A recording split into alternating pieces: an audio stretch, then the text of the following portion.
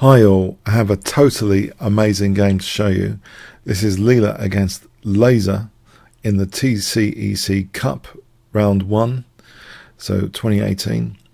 Now they had a fiercely contested 6 straight draws, and Laser was predicting ahead of time it was just zero, plain zero in its evaluation for many of those 6 draws. So I was wondering how long this match would be, because if it was tied at 8-all, it would just carry on through the night. But anyway, in round 7, that was interesting. But this is round 8, which is even more interesting. Let's have a look at this game. Leela playing white, e4 against Laser. The set opening here is the French defense. Now, traditionally, you'll notice that Leela does actually quite well in French defense positions, and I believe there's a very important reason for that. The positions are often more closed in nature. I think classical engines excel in more tactical positions, and this is an interesting test of Leela's intuition in a more closed position. So knight c3, knight f6, and this is the McCutcheon variation. Bishop b4 would have gone into a winnower, for example, like this, the winnower variation. But this McCutcheon variation, knight f6, bishop g5, bishop b4. There's been interesting training games on this channel where Leela's done very well from this position, as well as tournament games. e5, we have h6, and the bishop goes back to d2 here. Bishop takes c3, this has all been seen before. B takes, knight e4. Now queen g4. This causes a bit of a problem for black in the opening, actually. How is g7 protected? We have king f8. Now there's 2 problems with this. First of all, it's not just about king safety. The rook is also kind of hemmed in. It will be difficult to communicate with this rook later on. There's a nice pawn wedge here. Black's weak on the dart squares. So strategically, this is a very, very interesting, rich position.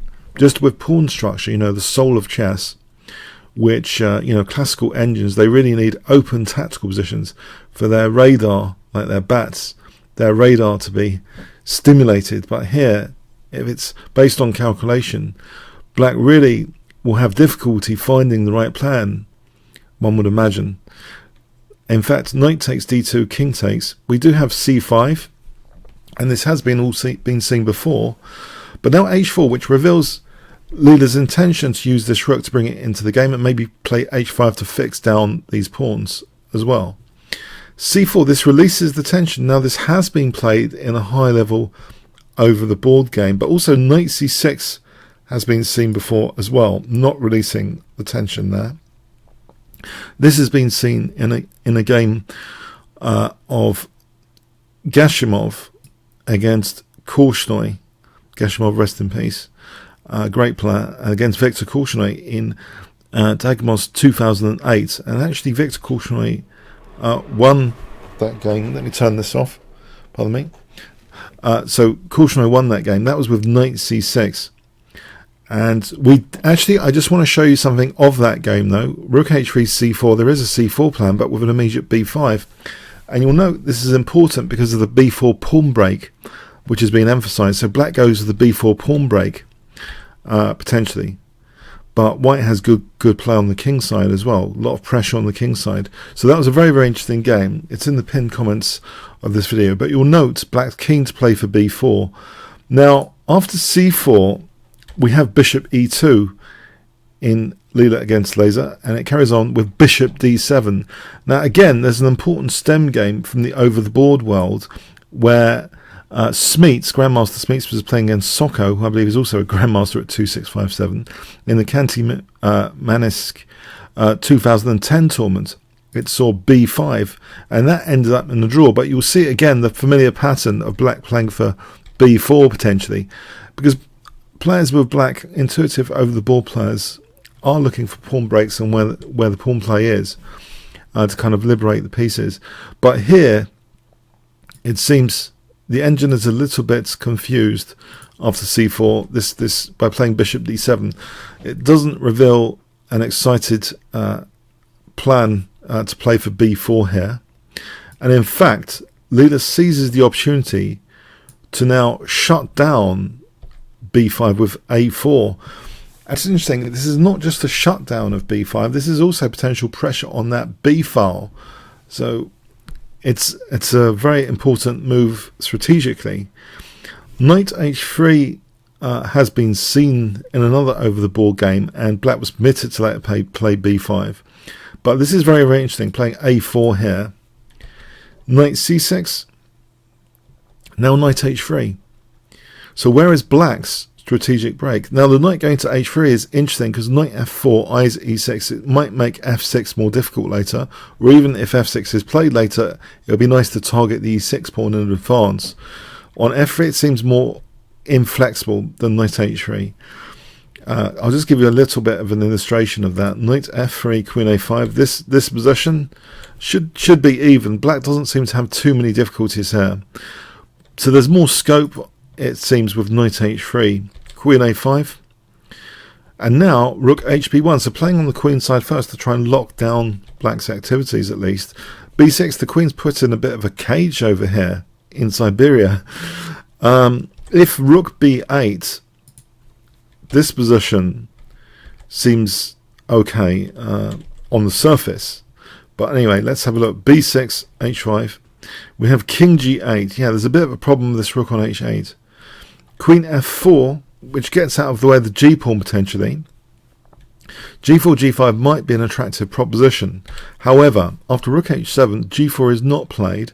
It seems there's a tactical resource at black's disposal here in the form of preventing g5 literally with f6. Because after e takes, this is good enough for black. This position is actually good for black after rook f8. Black would get a bit of counterplay here. This check doesn't mean anything, and now black's in the driving seat, winning the queen, for example, nearly. In fact, winning the queen, not just nearly. That's just black has a big advantage.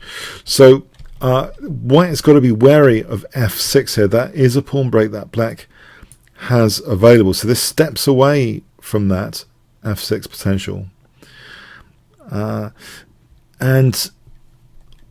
But, however, black plays it anyway. Black plays it anyway. Rebellious. We have rook b5 putting the queen on a6.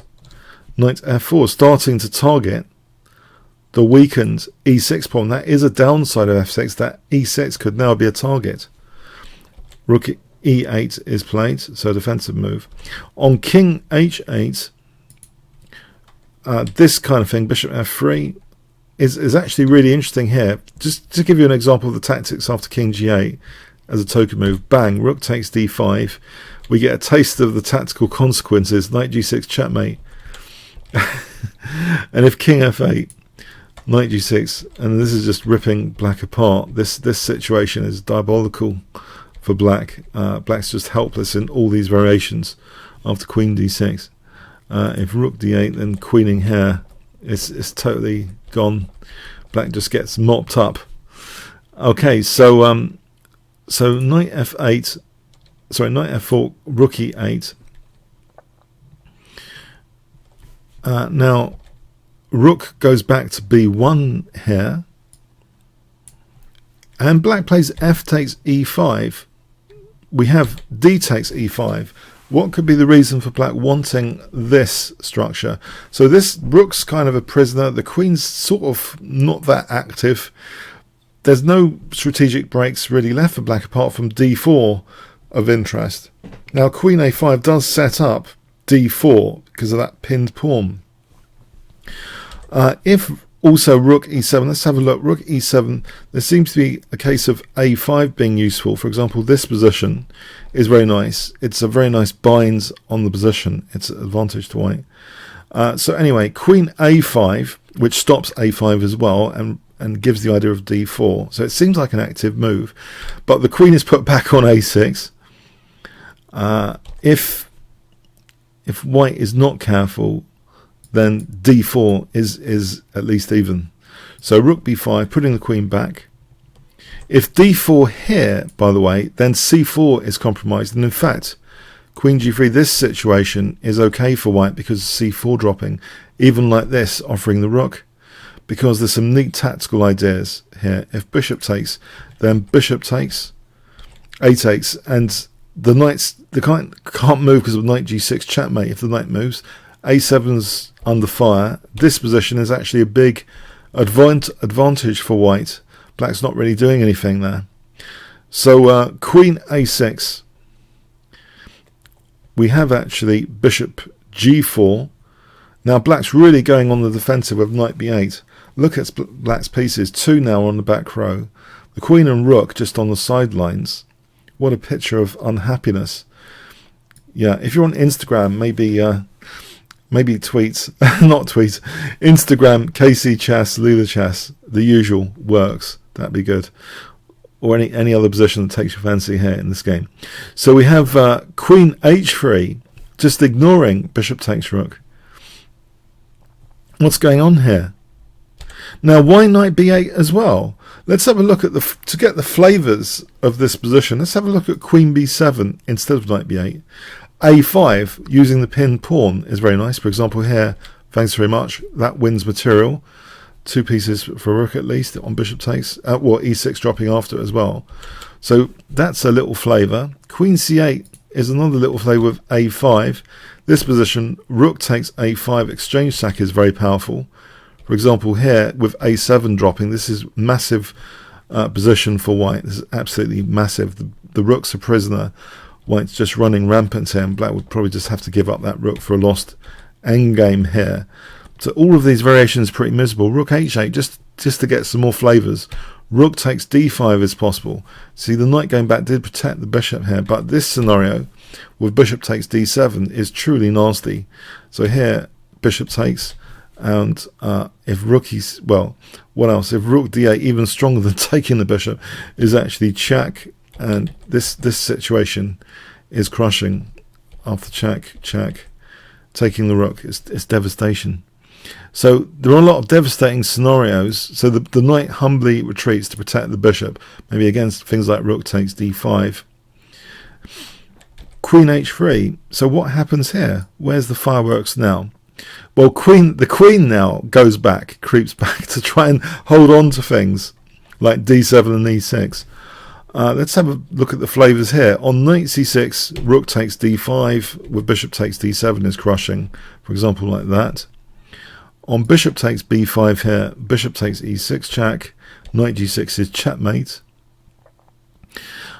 So yeah, there's some really nasty stuff going around. So the pieces are all going on to the first rank. Rook a b1 now. So again, ignoring bishop takes rook, queen c7 is played. On, say, king h8, then a5 is actually, the pawn's pinned to b8 here. You know, if takes, then rook takes b8 is nice. And yeah, so this is looking pretty juicy stuff. So otherwise there's going to be, yeah, e6 is a problem, if not king h8. So yeah, queen c7 is played. Now knight g6. Now here, yeah, the queen is, it seems as though the queen's hitting e5, but that might not be the main purpose tactically, actually. The main purpose, one main purpose after knight takes is just to have that battery there to try and refute this move. Yeah, where that knight's pinned to the bishop here with that backward step here is actually effectual. White might only be equal here, even though black's a piece up. This is just probably equal here, dynamically balanced. So that's one little trap which is kind of being set here, kind of tactical issue.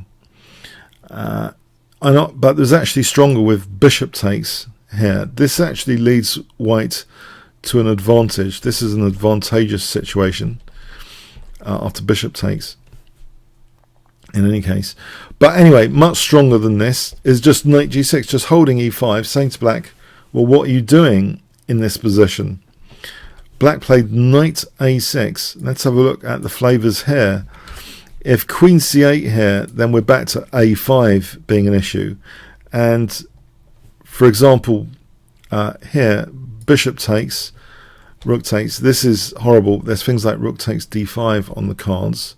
So say here rook takes, and then this is just a nasty position for black. Black's actually just crumbling really. After say bishop takes e6, this is nice, queen f8, queen takes. There's nice tactics like that here. So knight a6, we have rook takes d5. Finally that rook's away from the glare of the bishop. Is the a4 pawn something to worry about?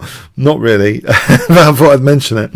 Knight c5 is played, protecting the bishop again with the knight. Now, if e takes d5, then bishop takes d7 again, and then queen e6. This is just checkmating.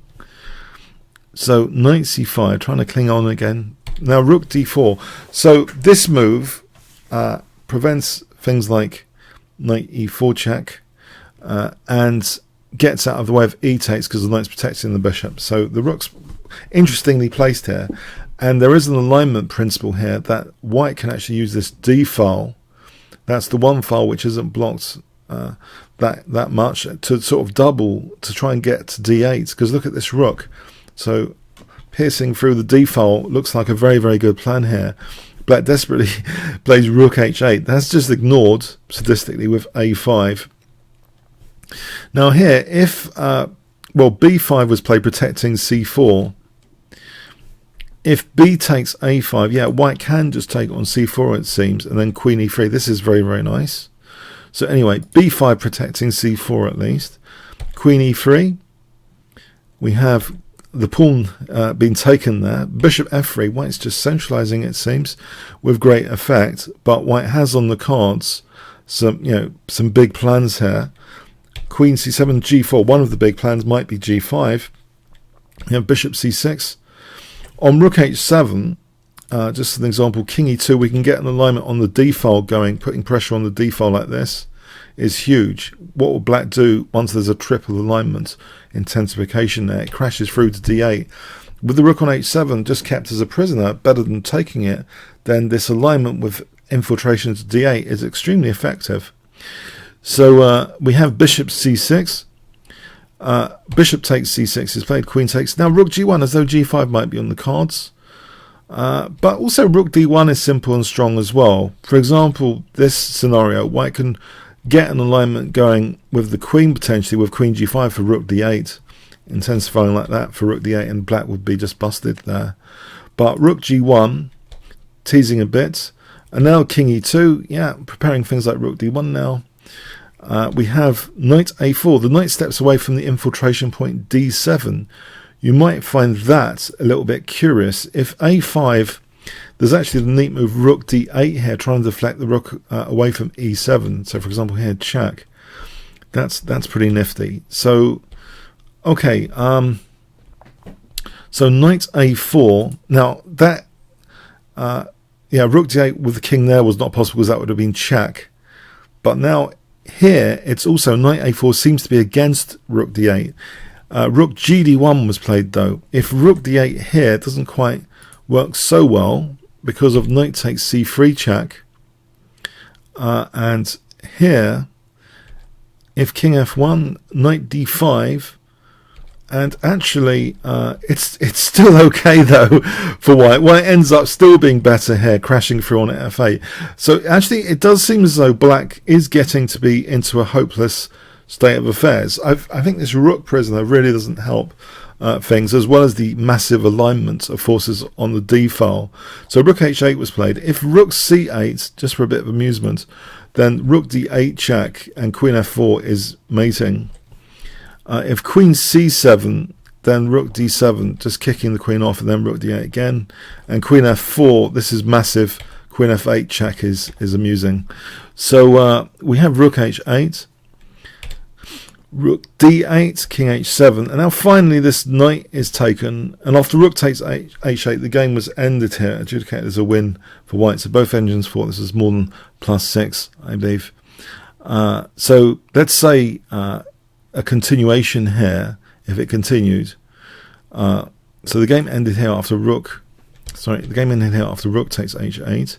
Say rook d6 is a strong move. Actually, first as a preliminary to taking on h8, and then just getting the queens off is enough. This is enough, for example, just to exchange up with that winning past e-pawn. Yeah, black's not doing anything about that. So I thoroughly enjoyed this game, and it showed that sometimes, still in closed positions, it's like the classical engines are like bats. The sonar system is the calculation of variations.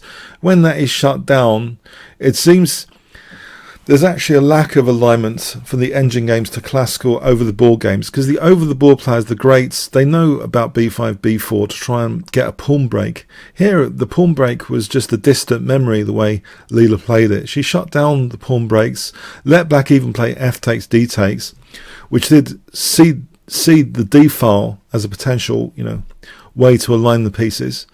And then later, yes, that d file pressure combined with the imprisoned rook, it just results in a beautiful artistic game. I hope you enjoyed it as much as me.